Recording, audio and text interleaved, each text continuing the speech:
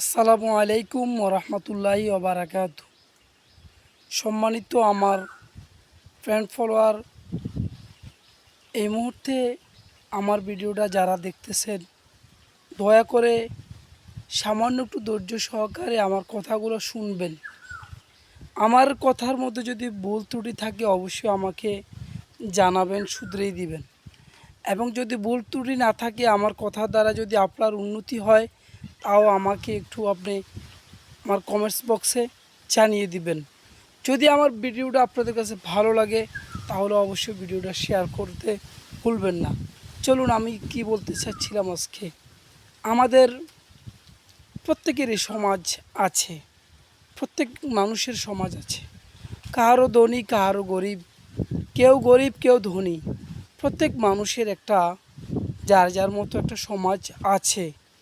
আমি বলতে চাচ্ছি, আমাদের যুবকরা যখন বিয়ের উপযুক্ত হয়, সন্তান যখন বিয়ের উপযুক্ত হয়, তখন বাবা মা বিয়ে করার জন্য ভালো একটা পাত্রী দেখে, ভালো পাত্রী দেখে, সুন্দর পাত্রী দেখে, এবং পরিবারটা যেন উন্নত পরিবার হয়।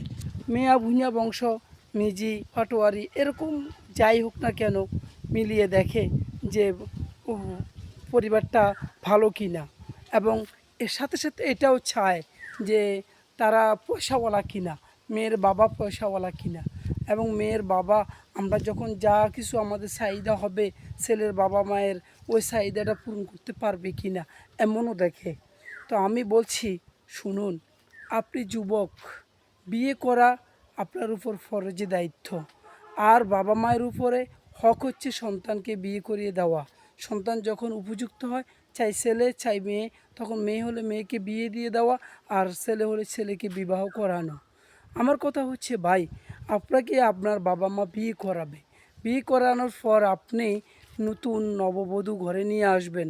আপনি চিন্তা করতে হবে যে আপনার বোনটা আপনার ঘরে যেভাবে আপনার মা বাবার কাছে থাকে, ঠিক সেইভাবে কি আপনার ওয়াইফ, আপনার স্ত্রী কি আপনার মা বাবার কাছে ওরকম মর্যাদা, ওরকম মেয়ের স্থানের মর্যাদাটা পেয়ে কি থাকছে কি না, আপনাকে এই বিষয় একটু দেখতে হবে।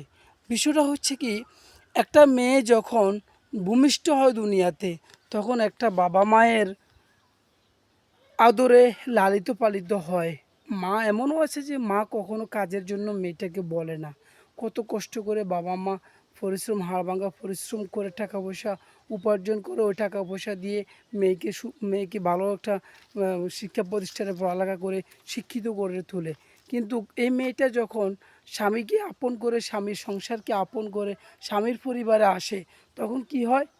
তখন দেখা যাচ্ছে যে স্বামী বিয়ে করে বউটাকে রেখে ব্যবসার খাতিরে বা বিজনেসের খাতিরে বা আপনার চাকরির খাতিরে দূর পাড়ি জমায়, যেমন বিদেশে চলে যায় বা বিভিন্ন ডিস্ট্রিক্টে চলে যায়। তো সেক্ষেত্রে আপনার পরিবার, আপনার ভালো ভদ্র ফ্যামিলির কারণে আপনার পরিবারটা, আপনার মেয়েটা ভদ্র ফ্যামিলির কারণে, আপনার ওয়াইফটা ভদ্র ফ্যামিলির কারণে যাই আপনার কাছে আপনার বাবা মায়ের বা আপনার ভাই বোনের আচার আচরণগুলো তুলে ধরে না, বলে না। কারণ সে চিন্তা করে যে আমি যদি এখন একটা কথা আমার শাশুড়ির বিরুদ্ধে আমার স্বামীর কাছে বলি, হয়তো আমার অশান্তি আরও বেড়ে যেতে পারে, আমার স্বামীও কষ্ট পেতে পারে, সেই জন্য আপনার কাছে নাই বলতে পারে।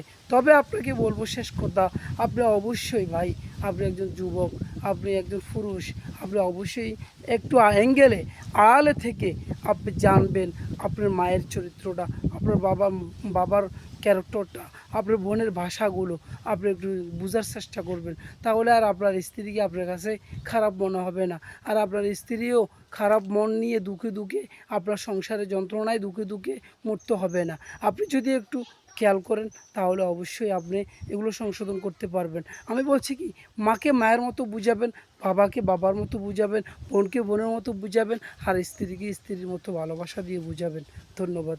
আমার ভিডিওটা যদি ভালো লাগে, আমার কথাগুলো যদি ভালো লেগে থাকে, অবশ্যই যারা শেয়ার করবে আমি মনে করি তারা আমাকে ভালোবাসে, যারা কমেন্টস করে তারা আমি মনে করব তারা আমাকে ভালোবাসছেন। ধন্যবাদ।